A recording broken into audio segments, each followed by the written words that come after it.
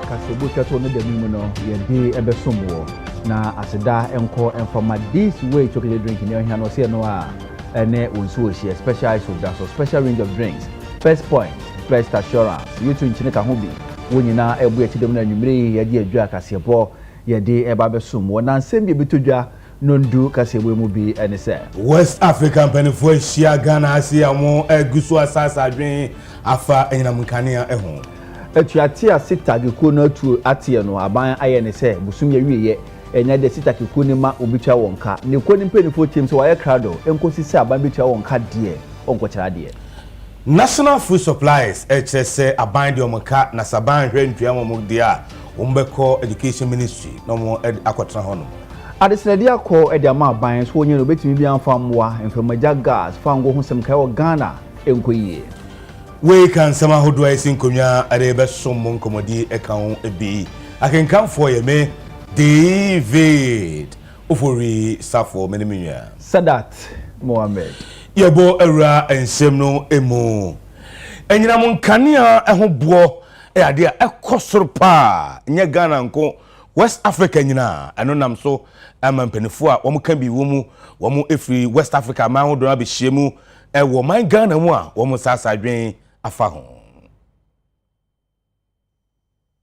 Jumadi electricity West Africa region ni mu nyina operators ya electricity so West Africa and ya babehyiemu aha Ghana Accra ha mejidi se we dwumadi e bewie no ye benya ntiase ewo kwan ye befa so ahwe sansemi kwan ye befa so ahwe se solar ni wind ni hydro ebekọ electricity mix ni mododo eno no na ma tariff no ebo no kofom na ya hwe se ebetimi amana so ye manfo ni nyina na anu anti na ya babehyiemu ha anopa na mejidi se nipa mehu dudu a mehu say ye free bebia ECOWAS country bia 14 member states na ewo erera ne mu no onwo nyina wa ha say na me wogidie say ye bepon no ye betimi akoyenim ewo sanse mi. The head of state of ECOWAS has established a framework we call West African Power Pool is to put in together all the resources who is available so they can build a grid within all the country to share that resources and electricity sector. Today is to share with all the stakeholders, mainly utilities, operators, regulators, the ministries of all the country, part of the region, what we have done since the creation of the institution. So today we will talk about the interplay within the national independence and the principle of the electricity market. Countries generate electricity, obia yusukania, Nigeria, Ghana, Benin. Na the ehun say bi mu generate more than they need. And now ko be so a de omu hia no enso. Enti ye hia ne ato adwen ahwe ha we betumi aton kanea amaye ho. Nti se bia wo Ghana se Ghana generate more than ye here ekwan be ni betumi afa so na de akoma maybe Benin ana Togo ana se Burkina nti ehia wo ha na ehia wo ha no ye hwe nneoma miensa baako eye de friend no market rules no eye emra ya hyehya to se opese oton kane ama another country kwan abefa so baako eye de friend no harmonization of tariffs buo be cry na wo de beto so and I feel the third one na kwakoye investment aye here was sector no nti sikasa ne here private sector na de beba ana buy na this kind of shame he na scan be fia ba na odi shame kra obesidan arikupu sa investment na wo ye no tini na ka won ye hye mu ha ene ochina ne ato adwen na ya hwe de betumi aboa na Africa West Africa no obi anya access to electricity at very affordable prices. Colleges of Education Teachers Association of Ghana Ikui Etwanitia from Sitak Kobeye na wotwemiensa nie na wati atua onko school dem enkonko kyerade nam so ama aban aye ne sɛ nsanya adwuma no endidi enu nti no wanko school dem man kokyera de a busumi ye wiye enya de a obitua kan nam so ma sita ke koni penfo afren centrefo enhia mu na panyin ode kuya no owura fidelis enso akasa e de atunu ko manyina nim se gina isi a aban asie no ekuma no omate na sopam na wogina so na ode atu sita ke koni manyina nim se omumbo omosapomu na omunhye omosapomu nsuo esanse sa na aban aka omunso omasom na biribia na atuate bekose no ensem bi se na aban taka na atuate no de brebra no ase na omahu ba ko mahu mienu enya de bese sibiem enu ntini enkosi se na omohwe ne mu de afira aban ho no aban betu ho na monde ene bosumi aka nyina na aban pa ema wontua wonka onko school dem ne o chanso ka ho enkonko kire emofra ade yetu aka sebono so na ye call the National Food Supplies wọ́n de aduane eko senior high schools awodo mu no wọ́n chese aban ede omuka na eka ne yakam omo atwe aban pese obetua sese de wọ́n de kokobo ma aban sa nimanimi aban ahwe na wantua sika momo a wọ́n beko asohwe ngumasua eso na mo akomo offices ahodo eho na mo kwa akotena kuhise aban de wonsika ebemo na abranti ono ne kasa edema the National Food Supplies Association kweku amedome kasa no no de etudwa chese de musika mo di dwa nyina asa sika na asa ni nyina kodi aban ho aye ka wa aban ho aban so yinani aban peso betua sika na mo nti om sra aban a sa aban tua eka bi ode mo se de be ya wo so betimi enye sika edi abo mo bra no ndo bi ayo madwuma we ensem a the National Food Supplies wamo ede atu edwa fangu dwumadi o magane mu no ekofo papa enam so emeku a wondin ene Ghana Industry Transparency Initiative empinfo bi de wona no Dr. Steve Mantia wakasa ede afa ho sra ban sa ban fa hyehye pangu apono so a ebetwetwe edom nyomeku ahodo wa mo no ne achichi ne benche wonfa won sika embehye fangu dwumadi mu ewo magane mu na fangu dwumadi entumi emfa ne ntuma pa emfamfira opanyire sansem na to wa breku yi won report na wode ne die ewon kran we suffer na nyina sign climate change into no you per se yet the use of fossil fuel oil and gas yet so and na say be yakwa yentwe hu free oil and gas ho na yen rely more on renewable and untine amasika capital ye investments into oil projects no ehwa ye na yie pa na ebi aka ye nti enya new investments into the oil industry ebi mukura na discoveries bi ye dada SSC develop na ye started produce no kra no ye nyesika companies ni nyesika no mo de aye omoni ma nti no ayete delay bi aba development mo ni ade afenso no companies ni bi akasa afade e friend data quality and also kan ho bi nti na companies mfa wo musika embe share ye oil industry ni mu na no ye first bid round chese o hwa ehunsunsanso no ankwankwa ye papa bid round ye na chi nyina ka ye boy nyina no ye ntimi an sign agreement ba konkra esan say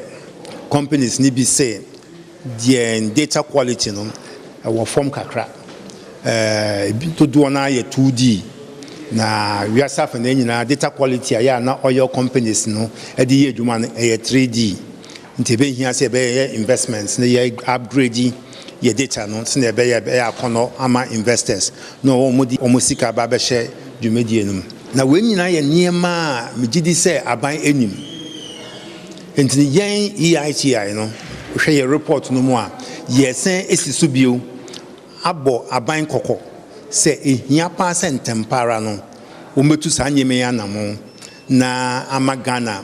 oil and gas industry na ya kono ensa yetete ho sa na wiase afa na nyina ya twe ye hu efri farm go ho ye farm go no ebon se na ehu ankoba mfaso amagana kora be san se obi enu obeto farm go bio. I would like to reiterate that the Extractive Industry Transparency Initiative EITI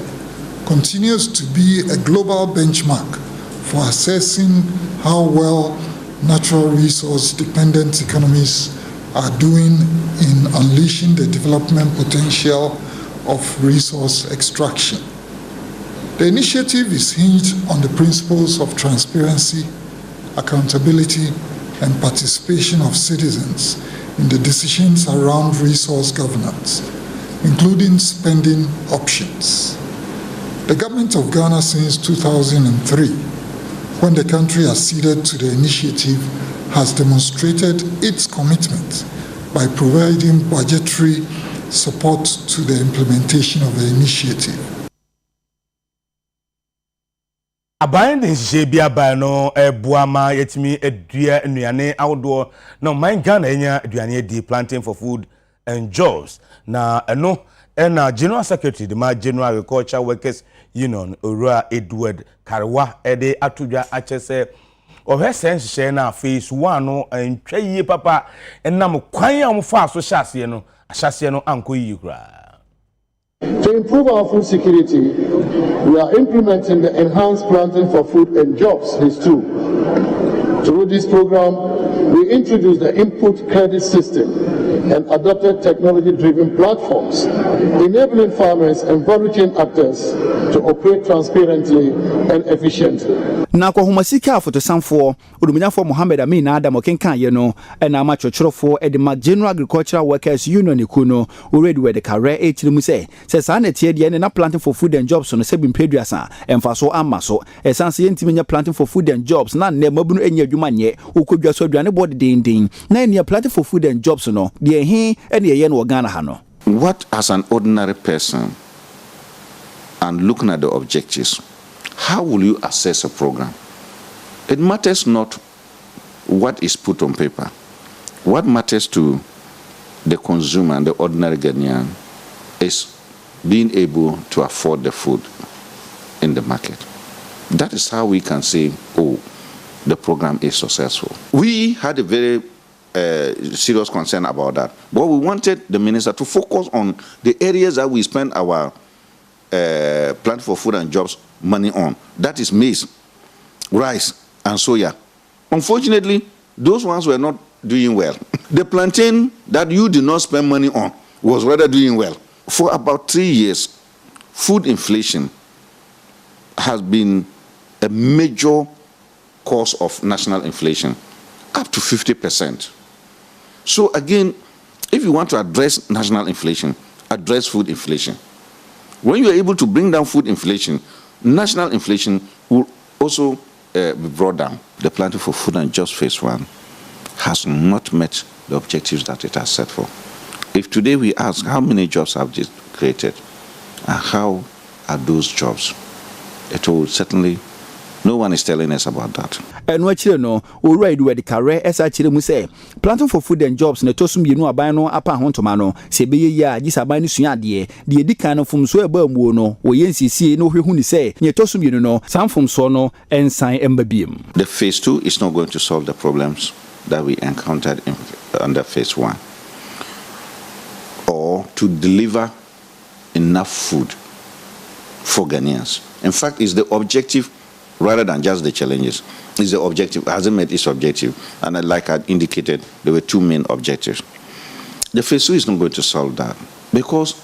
if you even look at the Phase 1, the fertilizer was not getting to the farmers. That does not make the program itself bad. It's just that implementation was poor. So what do you need to do? Is to address implementation. Sena central dwumadi ni mo bebanyam na afa ne ntoma pa edi efrenti no titinani edema National Media Commission owura yaw bodu ayeboafo panyini wode afutu akọ edi ama central for so nya kwanya na wokasa o TV ani radio so onhwe hunu sensem befiri woni mu aba no ebe ye nsem e hote afen so sensem betom monten so a enye nsem bia no ene wo so mamanyofo ho kwan e mo wo kire wona adwen e de fa ho ebinom eye ne ye ebinom so ente ade na se eno anse anopa ofa microphone a ofise onoa ne onoa nsem ne bi oha omo mpokura omo sua ade no kura no omo ka omo dwene ho ansa na omaka nanso so ebinom betra radio ni so a de besi ni trimbia na oka emre nyina no enkofo a ye be frefre ma say politician fonko a na efre omo etore bia na osanka ye tremu ni efre omo onim de na mo fa omo ho enjoy amanyokuo omoba no mba be ne yaka no ka o ma chire mu ye nanso so dodo no mbeba no oni ndc a wan pipi enti asem no ka oya be wie no ka na fe no di bibia betwam na ama ade no aye ngonran na koye amanwesem enti yenso aya yenhwe ye politician for nkwa no mo ka se eyeye aya mom ye mpe nipa foforo nka ho na politician for no ye on politics na nyina wi a na de oni party no na nsem a maka de ye wo mo no no wasi so na nyina na de aye adwuma se de ma ye simokra ne abato ye aye ba beto ye num bi so me ho kwa ma amanfo de ye ne mfata ene ade nti sene ye beye na yenye obi oben yen na ye ade a enya watwe yadwene asiso mpanimfo a ya Paul nyomba be ne se omba beboa ama da obadwuma na koso okumasi ye tosu minu ne se na se ya tititinse no obi akoye journalist se obi epese omommo ne mo journalist ho ban se obi atam camera na otwa bibi no de akwakoto social media edidi atro edidada nipa di hunhun nipa ene ade saade no se ye de ko election no mu a ebese election no eno nso nti ombeboae na yaka ho asem se journalist mu bia ye obibi na ompa na se oye sabe citizens so na obi aka ho asem o media mu na ompa obetuma akwa ho mu na omaka ho asem nti adwuma e sha o nsa no etu ye se ye nhwe se bibia be koso yi na ebeboa oma no edi achumdue be ba na titru ye be collection na me be boy